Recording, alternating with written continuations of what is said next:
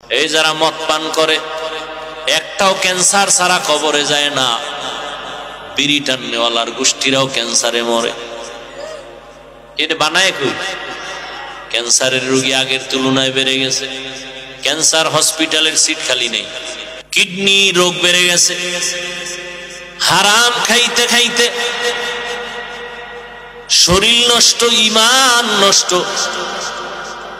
মাইয়া পোলারা লাথি মাইরা ফালায় দেয়, শেষ সময় বাবারে আর বাবা কইতে চায় না, ওর শরীর নাই, ওর পেছনে টাকা খরচ করতে করতে ছেলেদের মেজাজ গরম।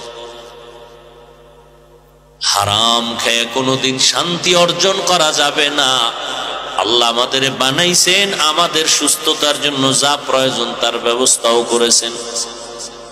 আল্লাহ বলেন বিশাল আসমান তোমার গোলাম, জমিন তোমার গোলাম, পাহাড় তোমার গোলাম, সব তোমার। তোমার কথায় পাহাড় চলবে, তোমার কথায় সূর্য চলবে। আল্লাহর প্রিয় বান্দা নামাজ পড়বে, সূর্য ডুবে ডুবে হালাত কয় ও আল্লাহ নামাজটা কাজা হয়ে যায় নাকি? সূর্যরে কয় সূর্য একটু অপেক্ষা কর, আমি নামাজটা পড়ে নেই। নামাজে দাঁড়ায় কাঁদতেছি, সালাম ফিরাইয়া দেখি এখনো সূর্য ডুবে নাই। এটা অবিশ্বাস করবে একদল। তো অবিশ্বাস কেন করবেন? সূর্য তো আমার গোলাম, মানুষের গোলাম।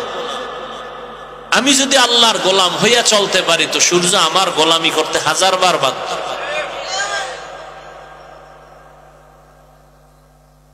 ও আল্লাহর বান্দারা,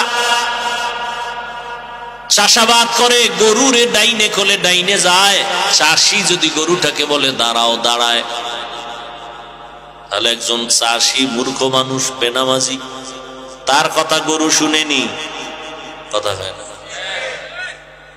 তাহলে একজন খাঁটি আল্লাহওয়ালার কথা কেন সূর্য শুনবে না? কেন বাঘ শুনবে না? নদীর মধ্যে পানি নাই, শুকায় গেছে দীর্ঘ বছর। লোকেরা এসে বলে হযরত বড় একজন আল্লাহর খাস বান্দা, কয় পানি নেই, নদী শুকানো, অনেক বছর। চিঠি লিখলেন, কি লেখছেন তিনি জানেন, আল্লাহ জানেন। নিয়ে কয় চিঠিটা নদীর মধ্যে ফেলে দাও। চিঠিটা যখন ফেলে দিয়েছে, শুকনা নদীতে পানির জোয়ার শুরু হয়ে গেছে। বলে বিশ্বাস করা যায় অন্ত? এটা একটা কথা? দীর্ঘ বছর পানি নেই নদীতে, এটা চিঠি লেখছে, চিঠিটা ফালায় দিছে, পানি জোয়ার শুরু হয়ে গেছে। এটা একটা কথা? জ্ঞানে ধরে, মেধায় ধরে, কিন্তু না ধইরাও উপায় নাই। কামটা তো ঘটাইছেন আল্লাহ পাকের প্রিয় বান্দা হযরত ওমরে ফারুকের লেখা চিঠি দিয়া।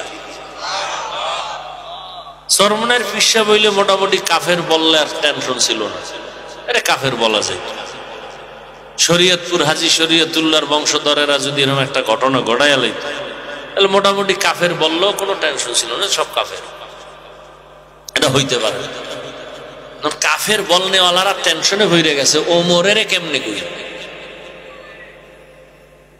বুঝেন নাই? বড় কঠিন। বলবেন হুজুর ওমরের সাথেও কি দুশ্মনী করে হুজুরেরা? আরে 20 রাকাত তারাবি পড়ে না কেন? কয় মোহাম্মদের মানি, ওমরের মানি না। কয় মানতে গেলে 20 পড়া লাগবে।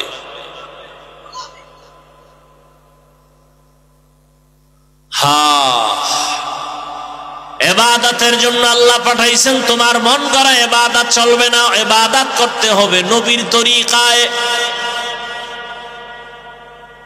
নবী যেমনে যেমনে শিখাইছেন অমনি ভাবে করো।